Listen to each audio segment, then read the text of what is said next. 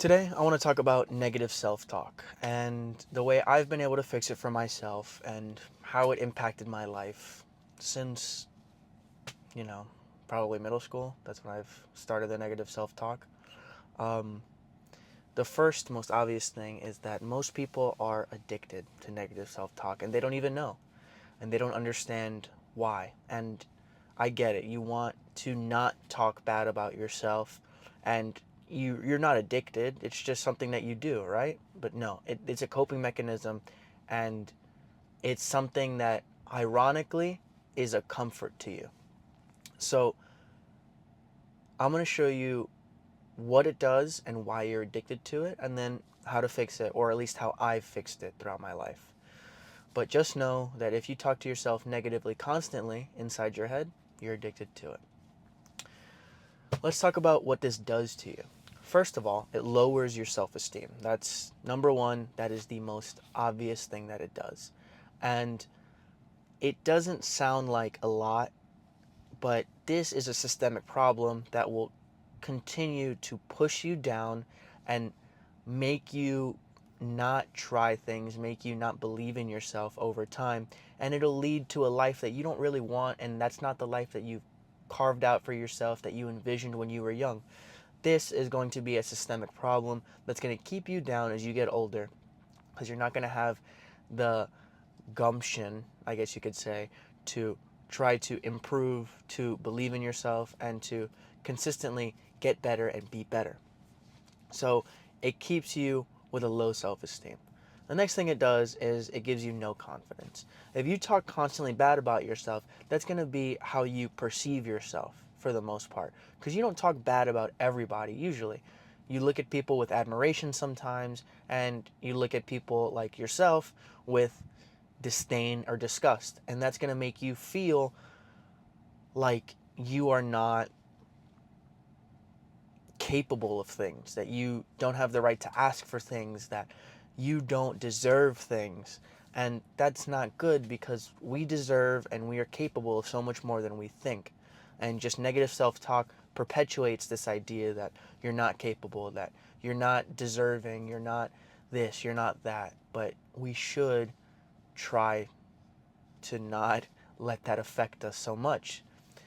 The next thing it does is it gives you imposter syndrome. Imposter syndrome just means that, kind of what I've said before, you are somewhere at a place that you feel is too good for your self-worth. So the way it perpetuates this idea is, first of all, if you are still trying things with negative self-talk constantly in your head, that's a huge win. That's a huge motivating factor. That means that you have a good mental fortitude and you're willing to fail, because that's all you're going to be telling yourself in your head. That you're going to fail, you're not going to win, and it's going to be hard and it's going to get worse. And if you still try with those negative thoughts in your head, you're already on the right path. But if you do happen to win and not fail one time, you're going to develop something called imposter syndrome. That's basically just going to tell you in your head constantly, this is not who you are. You are not deserving of this win. You are not deserving of this great fortune that you have been given. You're not deserving of this luck. You're not deserving of this. You're not deserving of that. And it's going to make you feel like you're someone who you're actually not. But it sounds stupid to say this, but you are the person you have created. And your mental thoughts are just that, thoughts. It's not the physical world. It shouldn't affect what you are doing, how you feel about what you're doing. And also, it's going to lower your risk tolerance. Since you have no confidence, since you have low self-esteem, you're not going to take as many big risks. And not big risks as in the sense of you're not going to, like, skydive. That has nothing to do with that. More is along the lines of you're not going to be confident in any investments that you make.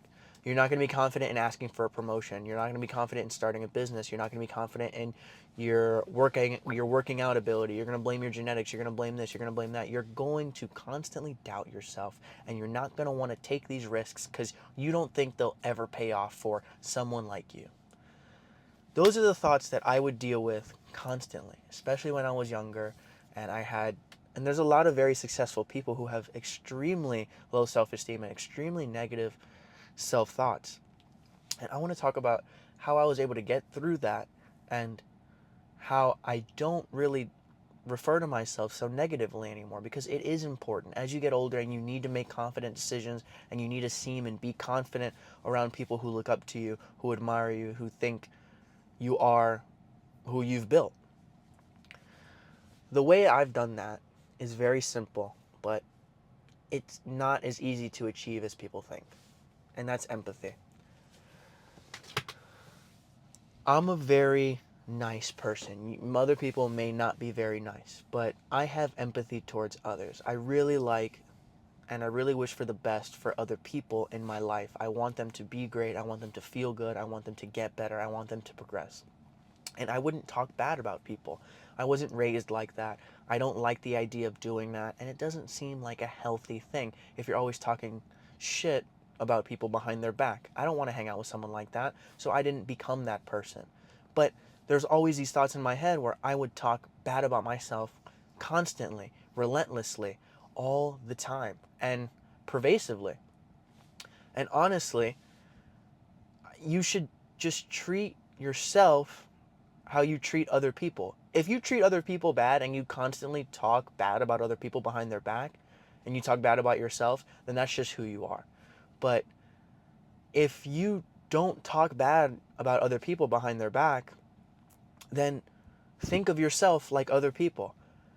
Did you not work out hard in the gym today? Are you going to call yourself a loser? No, you shouldn't call yourself a loser. You're human. At least you went. To err is to be human. Err is an ERR. Like, to not be perfect is to be human. You're not a robot. You are human. You are made of flesh and bones. You are not made of machinery. It's okay to fail as well. If you're not doing well, if you're not doing something that is, like, if you aren't having the success that you thought you were having, it's okay. If someone else tried a business and it didn't work out for them, but you saw how much they've grown and how much progress they've made, what are you going to think about that person? Oh, they failed, so it was all for nothing. You just wasted your time. No, you're going to think, well, at least they tried and they learned something, right? They tried. At least they tried. That's how I would look at someone else.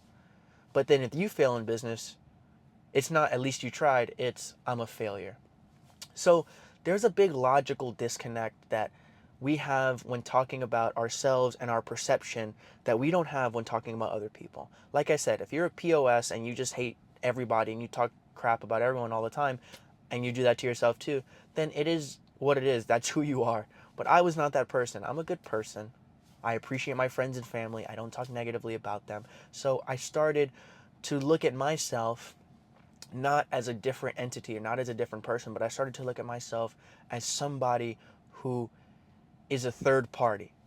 And if I've been consistent in the gym for a year, that's cause for congratulations. Am I gonna, you know, do something destructive and say, oh, at least you made it this time, or, you did the bare minimum half the time you were there? No, I'm not gonna talk about myself like that. I'm not gonna do things like that. I'm gonna talk about myself how I would see someone else who's made it a year in the gym. Even if they haven't been perfect, and even if they haven't developed an insane amount of muscle, or they haven't lost an insane amount of weight, I'm going to say, congratulations. That's a huge win.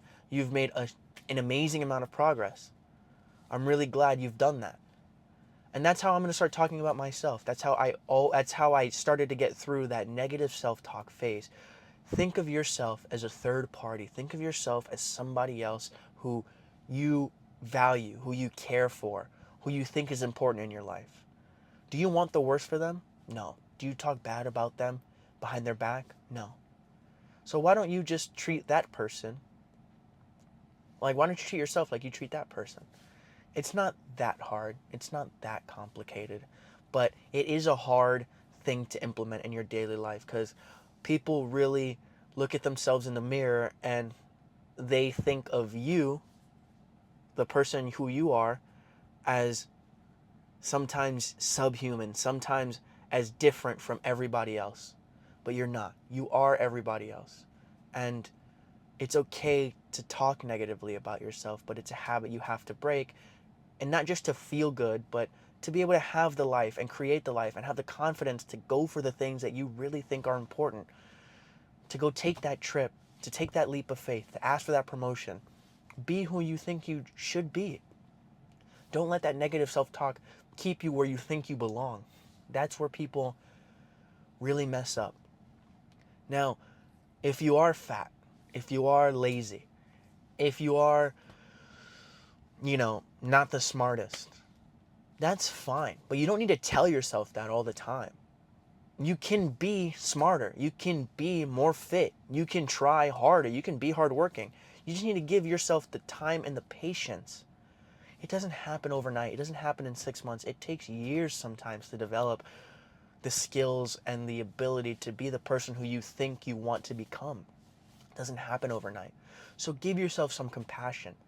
Talk about yourself how you would talk about your mother or your father or your brother, your sister, your cousin, your best friend. Talk about yourself how you would talk about them. Have more compassion, have more kindness, and have more patience. All right, that's a short one, but that's pretty much it. And yeah, if you like what you saw, subscribe, and thanks.